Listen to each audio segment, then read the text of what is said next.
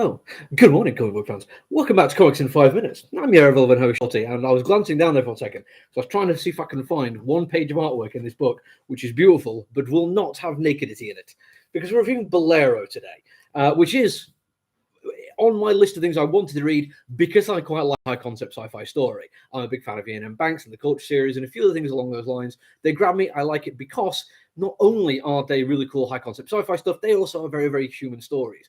And when I read the blurb for this, it basically was you get the chance to get a key and allows you to travel to 53 alternate dimensions where you kind of inhabit that universe's or that dimension's version of you and get to try a different life. And I like the idea that there was only 53, and I like the idea there's a lot of stuff not answered in that blurb. And I'm like, yeah, okay, cool. I'm in. I'm going to read this.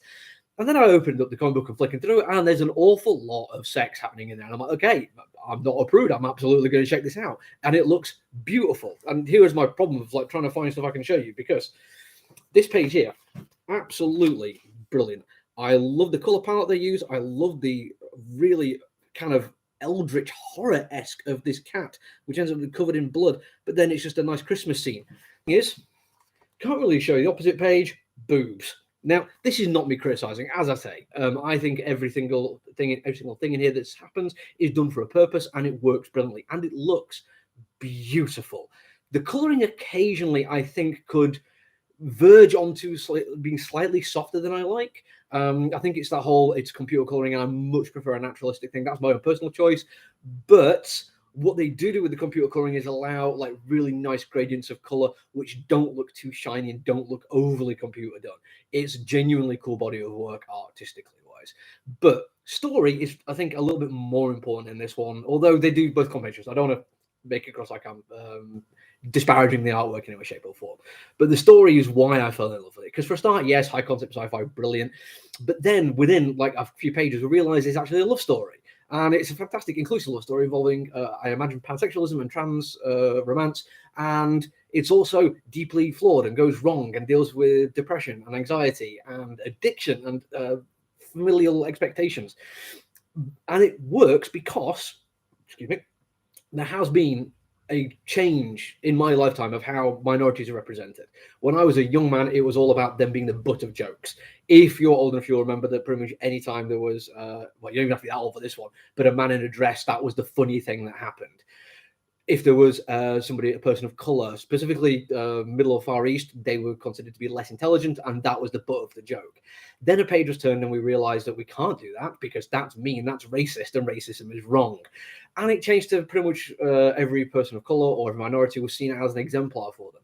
And that's cool, and I like that they're giving more representation, more positive representation.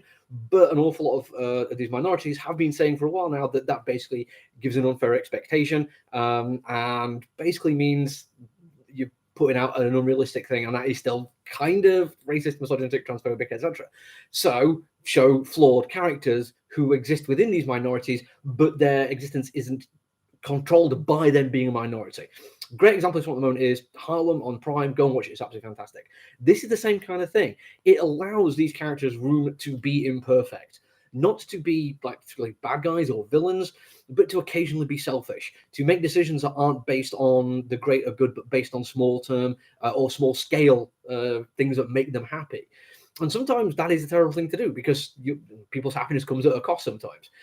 All of this comes across in an awful lot of either setup or the idea that something's happened in the past. The relationship fails between the two main characters at the beginning. And it's a beautiful relationship. You get them from like being friends in school, going to prom together and getting a place together and having a great life. But you don't see how it goes wrong. You get the sense that there is addiction issues and depression issues and various other things going on. But it doesn't feel like that is the important thing. The important thing for this story is that these people were in love, and the fact that they have fallen out of love or have fallen out of a relationship, at least, the fact they might still be in love is a very different thing, is what is the drive to actually try out something different. The realization that something has gone wrong, but it can be fixed. Now, going through the dimension to fix that is a bit of an odd choice.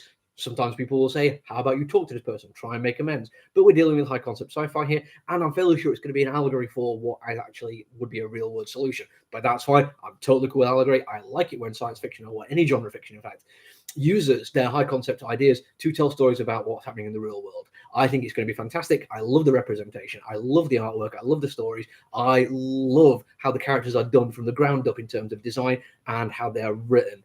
Everything about this is brilliant. If you're looking for something that's not just superheroes or not using sci-fi for wars or whatever, give this one a go. I do not think you'll be disappointed. That's it from me for now, because a lot of new comic books came out this week. I'm probably going to be back later on today near the end of my business day for an extra bonus review. So until then, look after each other, everyone. Stay safe. Bye.